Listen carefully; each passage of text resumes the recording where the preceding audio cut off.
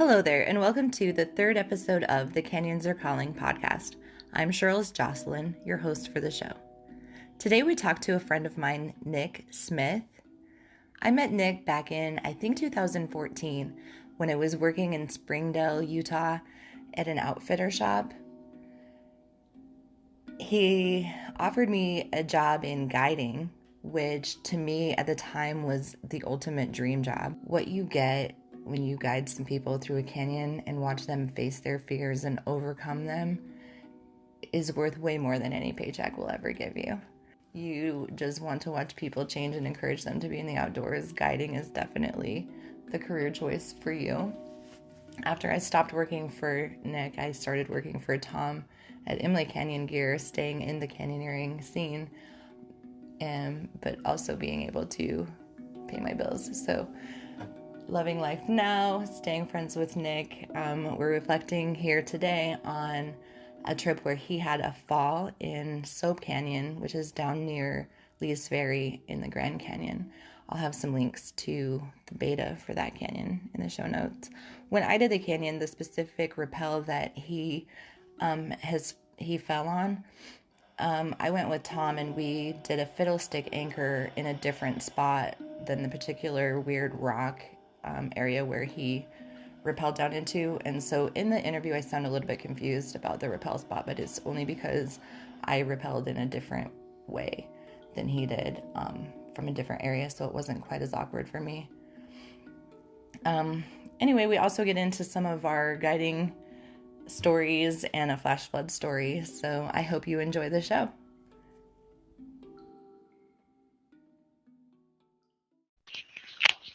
Hello. Hey Nick, how are you? I'm good. How are you doing? I am really good. Good. Cool. Thanks for coming on and sharing your story. I can't believe it's been 4 years. Is that what you said? That's right. Today was the 4-year anniversary of it, believe it or not. Pretty Wow. crazy. Okay, so first, if you want to just kind of introduce yourself and tell everyone who you are and why Okay. you're. Okay. My name is Nick Smith. I'm a canyoneering guide working for Kanab Tour Company out of Kanab, Utah. I love Canab. It's my favorite hometown ever. We love having you in Kanab, by the way. So get back soon, will ya? I'm hoping. Hopefully soon. Right on. Okay, so first of all, tell us what happened in Soap 4 years ago. Okay. So, the story goes basically that I had taken with me a individual who I was training on how to guide, and we had done a couple of days and out adventuring in the canyons, and I was teaching him basically how to be a guide, right? Yeah, I Um, actually ran into you the day before that at Birthday Arch. I remember. that's that's right. We were at a birthday arch, and we were playing in a little slot canyon just opposite the arch over there, and we could see you guys over there. We saw your tracks that day too in Yeah. the canyon. So we had played over there, and then the next morning we had talked about kind of where we were going to go, and I thought, oh man, the the technical fork of Soap Canyon would be a really fun place to show him, and it's such a dynamic place with the massive boulders and the escape out of there. It's so much fun that sounded like a really fun option. So we head over there and begin our descent, and there's kind of a an optional first rappel. We do it, we set it up, everything goes great, of course, and we get to a pretty serious rappel, and it's kind of an awkward setup in that there's kind of a big rock that has fallen over the canyon. Kind of has a big hole in the middle of it. You kind of rappel down through the hole for about, I'd say, 10 feet maybe. And then as you kind of pop out the bottom of it, that's when you finally kind of have tension on the line. And then you rappel Mhm. the, maybe 90 feet or so down to the bottom. And you're in Yeah, I this, remember it. I think I remember it. Yeah. Yeah, yeah, and you have this really beautiful little narrow rock gorge right there that is just really pretty. And Yeah, and so that's when you start getting into the water and the canyon gets really. that's right. That's when if it's too hot at the time of year, yeah, it's brutal in there. Yeah, exactly right. So I had kind of left him on top. I decided that it was time in his succession to, learn how to remember all these little steps about, setting himself on the rope and then throwing the other line down and, kind of stepping him through this process. And I realized that, yeah, it was a little bit different than what I usually done, and I kind of was distracted, I guess. And I've always kind of preached and done these blocks, these contingency anchor blocks with, as you remember, with the figure eight devices, Right. um, and been pretty had some good success with that and helping people and lowering people when problems arise. Well, one or two things happened. Either the one of the sides of that block either somehow came off and released, or I just didn't set the block entirely. Hopefully, you guys kind of know what that is. Just look up figure eight block if you need any help, kind of understanding what I'm talking about. Yeah, And I might so, have a link to like what that is in the show cool, notes. cool, yeah, yeah. It works really well when it works great, and Yeah. there's some good information out there and what not to do. What don't do what I Right. did basically. And Yeah. so here I am down climbing this hole, and he's sitting up there with all these little steps I'd given him, and no thought had been going through my mind. And as I down climbed through this hole, kind of popped out the other side, getting ready for the rope to catch me, and the rope never caught me. I remember it being a very surreal. They kind of slows down, and I kind of see what they mean by that when these sort of weird accidents happen. Is I definitely remember having the rope tight behind my back, and Hmm. and still going down and fairly quickly, and fell, and then I glanced off of a big limestone ledge, just a very brief kind of hit, probably at about 30 feet, and continued down, and hit another kind of brief glancing blow off of another limestone ledge, probably another 30 feet down, and then I hit uh, with my left hip first, and then my backpack, which probably absorbed most of the impact, and then my head snapped back and hit pretty hard on the ground. It was solid rock in there. There's wasn't sand or clay or anything like that. I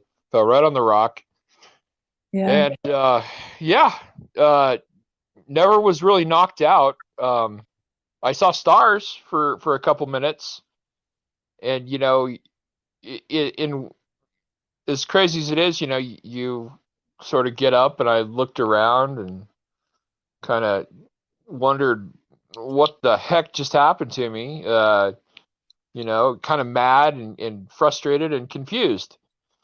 Right. And Yeah. had the whole thing on a GoPro camera that was sitting over my shoulder in my backpack that filmed the whole event. Right. Maybe. I remember seeing the video and I was trying to find it, but you'll have to send a link if it's still on YouTube. Yeah, I finally took it down, but I think there's Okay. some other link that I found a couple years ago or somebody sent me. So it's out there in cyberspace somewhere. Still. Yeah, it's still out there. And I Yeah, it's just a I crazy, crazy moment. yeah, it's just crazy. It was such an unreal moment in my life. So I basically looked around, and I worked a little bit with the search and rescue here in King County, and I started having this thought, because there's this surge of adrenaline when you have that happen, or if you've ever been in like a car accident or something, you have these few minutes where you're not really feeling any pain, but something's wrong. and you keep Right. thinking to yourself, like, what's broken and where, and how bad is this going to hurt in a minute? And so I remember thinking that to myself, and it occurred to me finally what probably happened. And I had enough rope actually that I yelled up to the kid and told them to throw down the other side of the rope, and I was able to pull it down enough to find my block and still have enough rope on the other side. And sure enough, the block was only half attached basically. So I actually fixed it from the bottom and then pulled it back into place and thought to myself, all right, I've probably got 10 minutes before the pain sets in. I better at least try to climb out of this hole I'm in, because search and rescue is going to take, hours and hours. And if I do have any internal injuries, I'll probably die and bleed out long before then. Right. So I ascended out the hole I was in. And Right. the pain came in, man. I'll tell you, the pain really came in about when I was trying to get up through that little down climbing hole in the middle. That I don't know last if that step. makes any sense, but man, it's a Right. weird little rappel, to say the least. It is really awkward. Yeah.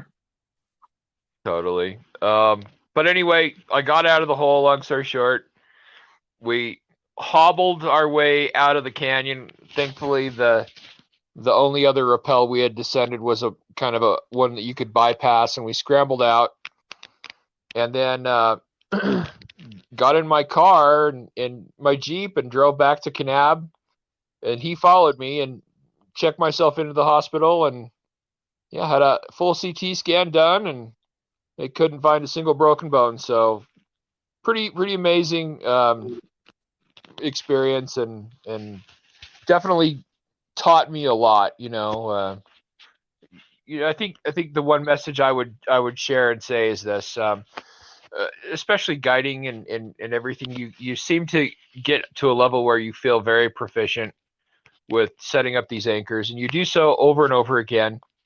And I'd gotten to a point in my little career, I guess, that I'd maybe a little too overconfident, and I didn't really rely on this really important thing, this redundancy that we have with secondary guides to check the work. And so you start running as a solo guide, you kind of like, you're kind of just taking chances. You're kind of playing a game of statistics after a while, I honestly believe. So yeah, from now on, I'm always in a 2-party group where I have a secondary guide who is always checking the work I do, or I'm always checking their work, making sure they're rigging and setting things up correctly, and we always have a secondary person belaying, obviously, too. So Right. hard lessons, man, but I'm just glad that I was able to learn them and not pay the ultimate price for them. I know there's a lot of people that aren't so fortunate with that learn, have those sort of accidents and aren't that fortunate. So I just try to honor that experience by sharing the story and hoping that other people can somehow learn from that, and just please be careful out there. And we all like to have fun, and we take calculated risks when we're out here, but man, there's a lot of stuff that we can do, to mitigate a lot of those risks. So Right. yeah. Definitely. So aside from having the 2 guides and double checking your work, is there anything else that you do differently? Well, those are the 2 big things, right? I mean, that's big. Those are the biggest parts of what I preach now, is having those redundant systems in place. There was a piece to that, speaking technically about the actual setup of the figure 8 block. We always now carry with us a little quick draw, and we always clip that figure 8 block into the anchor with a quick draw, just so there's no chance that one of those loops off of that figure 8 block comes undone. So that's Right. one little piece of technical that I would probably add. Yeah. It's not very much weight to carry an extra quick draw with you to throw that in the mix. No, and I do like I usually clip a carabiner to the other end there so that Perfect. Yeah. because I have had that other end pop out before Have and you really? like yeah, and I've been watching it, because I'll be the last man down or whatever. So I was watching it when it happened and I was able to grab the rope so it didn't release. And I Yeah. held it and then that's when I got into the habit of just always putting that block. And that was early on when I started using the figure eight block. I mean, I Right. love Right. that as a contingency hitch because if you have to lower somebody, I mean, it's definitely my go-to, Hmm. especially if I can't see the bottom because I want to be able to lower somebody if I have to, if the Yep. rope's too short. But It yeah, has. I'll put that extra carabiner or quick draw in there so that it can't come undone. Very smart. Yep. Yeah, it's a good thing for sure. Yeah, you were a great guide, and we miss you in the guiding world there, Cheryl's. Yeah, just for so everybody knows too. Cheryl's guided for me for a while there, and she Yep. she's awesome. Just so you know, Whole everybody, she's reason I'm really in good at Canab what she is does. because of that. Right? I watch videos and I see pictures and I just remember, I mean, probably the best job I have ever had, even though like the pay is not super awesome. Right. What you get out of it through each trip with the changes in the people through the day is what makes it worth it. Like my favorite one was Tony, the little 3-year-old from Alaska. It was Oh, my first solo trip as a guide, and I brought her family through, and she was just the coolest little kid. Every that's rappel, can we do it again? Can we do it again? Can we do it again? And then that's remember the that love day of we it. got Oh. in the flash flood in Rock Canyon?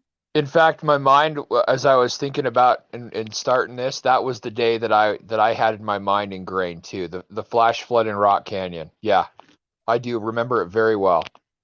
We should talk about that. Should we tell him? Yeah. Yeah, that So, was a great story. oh man, it was a wild one, wasn't it? I still can't believe how quickly it went from dry and Yeah. hot to in a minute and a half maybe of just absolute downpour and a pretty good moving water flow going through there, huh? Yeah. Yeah, it was nuts. I remember because it was what, a 20% chance of rain that day. Yeah, So that's the day that I learned that in this area, 20% chance of rain means that 20% of the area will get 100% of the rain. absolutely. And that's the day it really, really hit because I had no idea what that meant until that day. And now So I would check through different weather apps if I'm going into a canyon. So I have more than just one opinion. I get so I took away from frustrated that. with weather apps. I have five of them on my phone, and usually all five of them are conflicting with each other. You just never know, right? In the monsoon season, especially, what it's going to do. Yeah, I It's just want to be nuts. done early. But Yeah. so I remember we were at the small rappel right before the big rappel, and I saw the dark cloud coming in, and I pointed it out to you, and I was like, "Hey, man, that looks bad," and you were like, "Yeah." And so normally when we get to the bottom of the big rappel, we normally take a big long break and have lunch and hang out for a while. But instead, on this day, we were like, "We got to book it. We have some weather coming in. Let's have a snack and keep walking." Yeah. And the whole team was like, yeah, that's okay, cool. And they knew what we were talking about. And we got to the very last rappel, which is Yeah. what, a 30-foot, like About a small 30-foot small kind of nuisance rappel, kind of in the middle of a wider open canyon. Yeah. and that's when it started raining. And it was just a little trickle, and then it just grew and grew. And so you and two of the people went down. Yep. And then you were like, you need to pull the rope and head for higher ground. And by then, the waterfall was going over the edge, and there was like a river coming down to There was a wash you. river coming down, and I remember it was kicking up the way that the water was flowing over that edge. It was kicking up a rooster tail out of the Oh, bottom pothole and shooting it a good 15 feet into the air. And we took off and ran down canyon another 20, 30 yards, and then climbed up an embankment out of the water course. And I mhm, remember you were up kind of under some trees, and there was a couple of mhm. really good lightning strikes.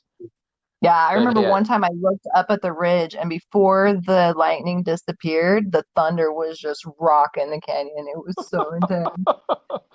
We were hiding Oh, under a ledge, and just the mud was dripping on us. And we had a pretty good sized group that day. I want to say there was probably what, at least six, I think six. there were six. Yeah, it was a family of four and then their friend, the mom and his son. Gotcha. Yeah, you have a better memory than me. That's impressive.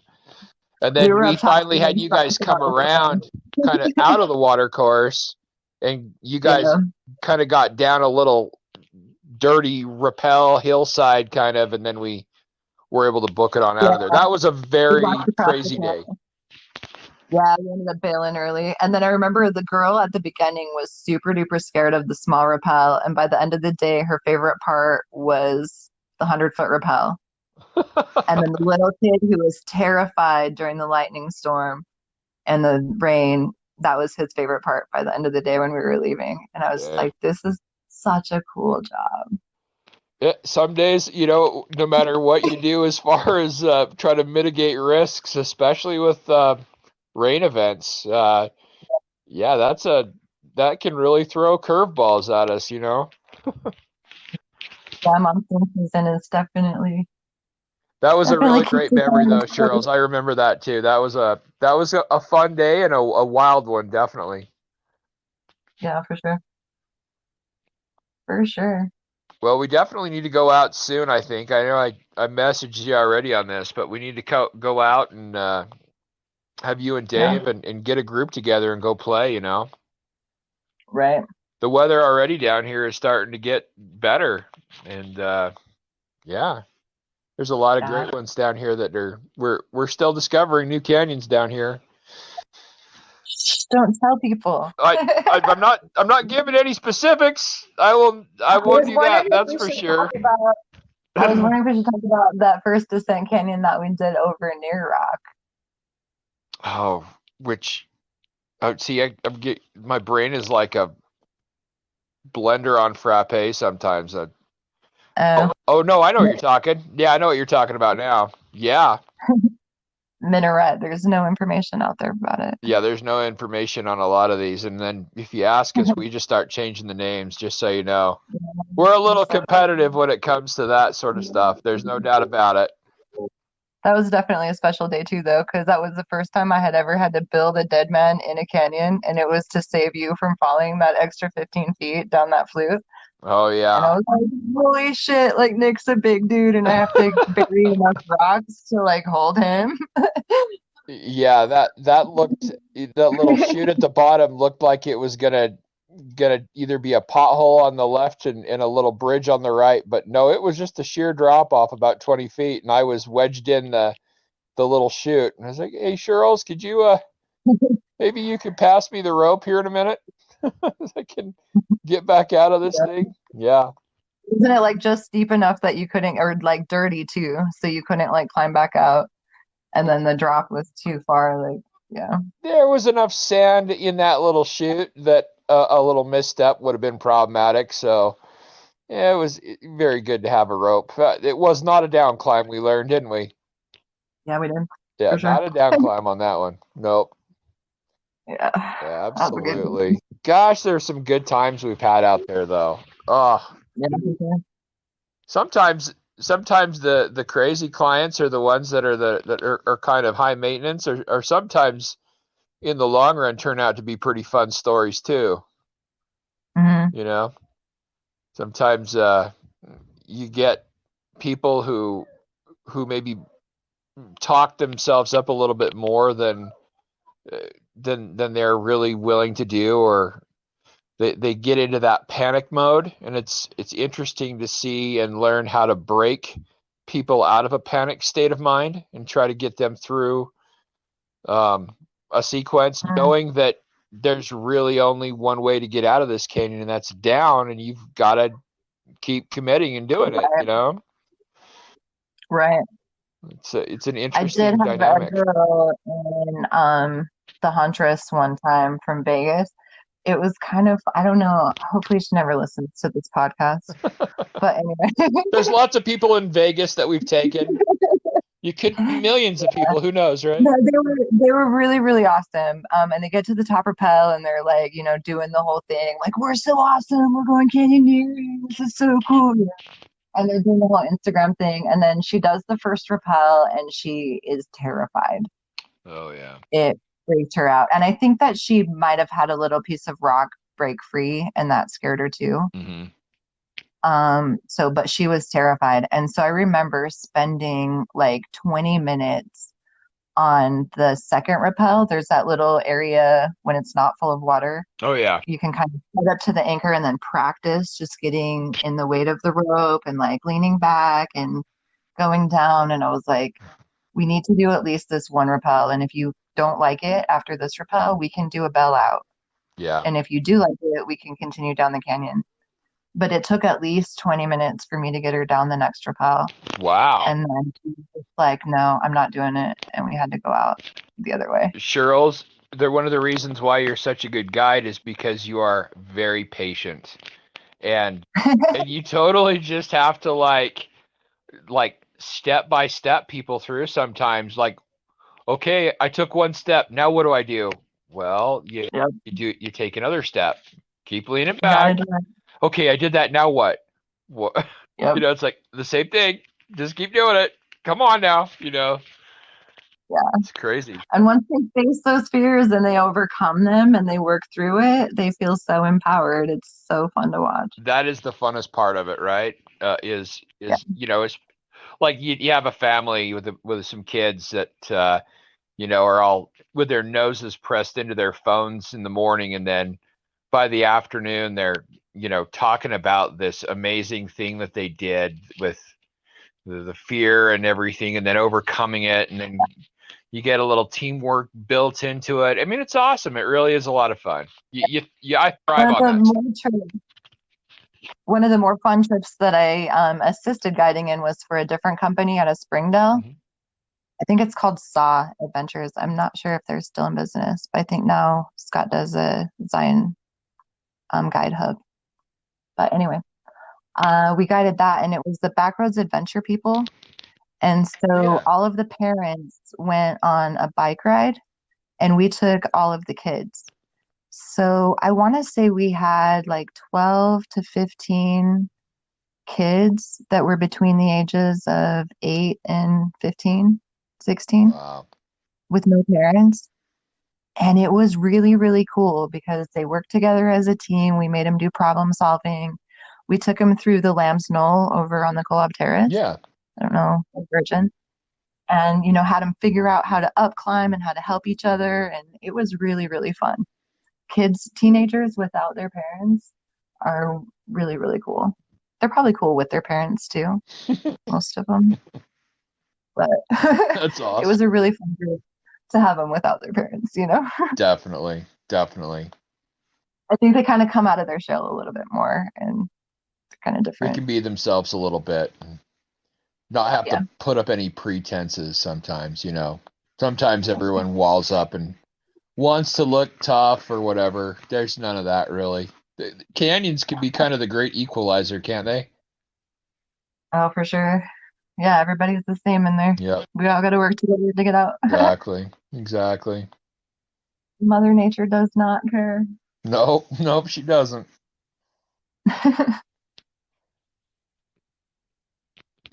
Well, cool. Couple more questions, just off the top of the head. Sure. While you're in a canyon, what is your favorite snack? So, lately it changes, and by the way, I'm probably the most food motivated person ever. Like everything keeps me moving by thinking about the food that I'll eat after I'm done on a day. It becomes very great motivation for me. But I really like taking with me these silly little they're like these little circular cans of beef jerky. They're like shredded beef jerky, you know what I'm talking about? They look like you got like a can of chew in your pocket. Yeah, it's like you got like a skull in your pocket. And oftentimes I'm really guilty feeling if I've got clients and they're like, dude, is that dude eat? Like, is he chewing chaw while we're in a canyon? That's disgusting. But man, it's like ultimate salt and ultimate protein almost straight to your veins eating that stuff. And so I always have a couple of cans of that, and it just keeps me going, man. Especially in the summer when you get a little overheated and I keep preaching this because I do a lot of tours out to the Wave and, out into Coyote Buttes, just hiking tours too. And I think one of the things that's sometimes overlooked is salts and Right. all your Electrolytes. thank you. That's exactly where I'm going. Electrolytes are just as important as staying hydrated. I had a lady who was drinking water all day, but she wasn't eating any snacks and nothing salty. And as we were coming out of the Wave, she just collapsed and we couldn't figure out why. And she had plenty of water and she had a lot more. And then I made her, minus all the vegans and vegetarians out there, find your proteins and salts as well there, but had her munch on some beef jerky, and man, with about 3 or 4 minutes, she was back up and feeling great. So that's one of my snacks that I always have with me is something very salty and protein, Those are really important to me, at least. Yeah. Then as far as the drinks go, if anybody knows me, you'll know that my Jeep is littered with empty Mountain Dew Kickstart cans. That's my favorite vice, man. I'm not a model of good eating or drinking, just so you're all aware. I'm not a model of health or anything like that. But dang, those Mountain Dew Kickstarts are like my one go-to after a big long day. Oh, that's the good stuff right there. I've got one right next to me right now, Cheryl. So Very there's nothing healthy about me, okay? I just my motto for eating good is playing harder, and it doesn't work as well when you're 41 years old as it used to. So right. I try. Yeah, I hear you there. Well, cool. If you could go anywhere in the world, where would you go and why?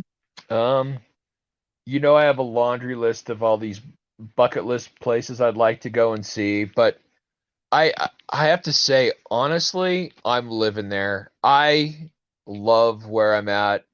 I've bounced around a lot when I was younger. I lived at the beach in Southern California. I lived in the mountains of Colorado. I love all those places, but my heart has always been tied to Southern Utah in some way.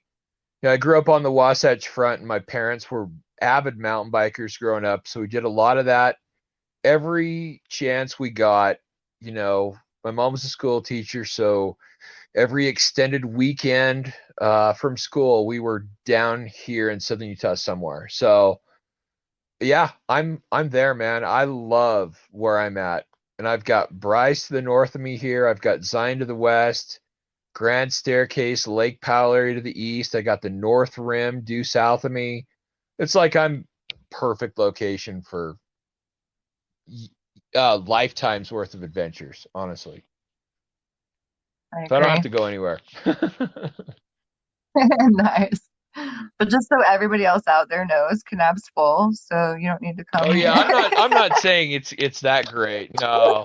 Yeah, it's horrible, really. Yeah, don't. You can come here for a day or two, but don't let the door hit you on the way out. We don't have Walmart. We don't have any of those. No fast food places, really. Yeah, you're just selling it more to them now, Cheryl. With minus a Walmart and fast food, you're just selling it to more people, more than I am. Oh, I just shut up. We just need to stop talking about that, don't we? Anyway. It's is there any safety advice you want to leave our listeners with today? Any advice? Yeah, any safety advice? Yeah. From somebody who's had to learn a few lessons the hard way, I just hope that you take a minute or two more and you kind of think through and learn a little bit about risk management. I think when I was in college, it was one of the classes that I least expected to be as interesting and valuable as it was. Um, just to kind of go through a laundry list in your head of before you go out on a big adventure, think things through. Just kind of pause and what are the risks and how do we manage these risks if something bad happens? It's like my overprotective mother, her voice in the back of my head still, like that I hate to admit is there, but it's there, But seriously, get into the Right. process of kind of like thinking things through, like go through the little what if scenarios in your head beforehand and follow those, I guess, is what I'm trying to get at. And you don't have to learn Yeah. all your lessons the hard way, is I guess maybe the best thing to say. Right. Yep. Even though I may not be the best example of that sometimes. I try to be now a lot more Yeah. than I ever was before. So, For yep. sure. So something like that. Okay, well, that's all I have, unless you have anything else to add. I don't. Very cool. Yep. It's awesome, man. It's fun down here. We really do. There's a love for life in this little town, and we try to get out and play an adventure, and we just now try to just think things through a little bit more before we go too gonzo and too big, too crazy. We want to stretch this out now as long as we can. We don't want to have one big adventure left and that's it. So, Yeah. yeah. Excited for you and your podcast here. I think it's amazing. And I'm totally already hooked. I listened to the first one. You guys are awesome. And I wish you. And I already got some really great feedback, so it wants me to get more than I want to go at least 2 a month for Good. sure. I wish you guys all the luck in the world. And all my support I can give you guys. Seriously.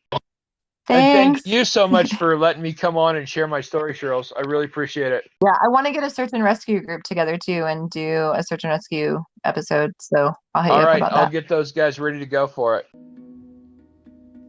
Well, that concludes this episode of the Canyons Are Calling podcast. Thank you so much for listening.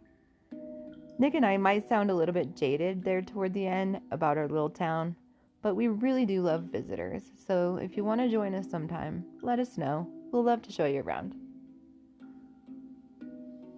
If you liked what you heard, remember to follow, rate, and review, and share us with a friend. Or, better yet, remember, Canyoneering's best done as team. Share with lots of friends. You can follow us on our Facebook group page, The Canyons Are Calling, or on Instagram, Canyons Are Calling. I'll have links to those in the show notes. If you have a story you want to share, or if you just want to reach out and say hello, you can email me at thecanyonsarecalling@gmail.com. I'll also have links for Nick, Kanab Tour Company, information on soap and rock canyons, information about what a beaner block is, also information about for Canyoneering USA, where you can find gear, beta, and read Tom's latest raves. You can also reach out to me there and say hi to me at work. The new intro music is provided by Tig Booth. The background music you can hear now is provided by Chris Solinger, the Handpan Man. I'll have links to both of them in a show note. I'll be back in a couple of weeks with an interview with Justin Pugh about canyoneering in Death Valley and making the documentary The First Descent, about Scott Swaney and exploring Death Valley Canyon. The canyons are calling now. I gotta go.